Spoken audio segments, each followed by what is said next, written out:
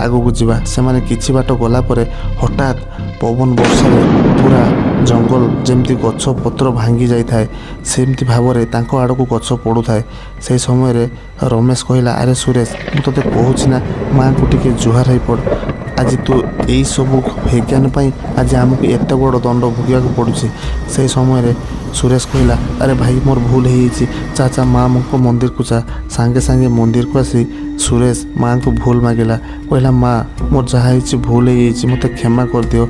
सेठारे से माने माँ को क्षमा मागी पुणी रास्ता मझी को आसिले एवं हाथ मारी गोटे गाड़ी को अटकेले और से गाड़ी मध्य तांको देखि ठिया हैला और से दुई बंधु को से नहीं बोईसिंगा टाउन पाखरे छाड़ीदेला एवं दुई बंधु सेठारे लिफ्ट मागी बालेश्वर चलीगले।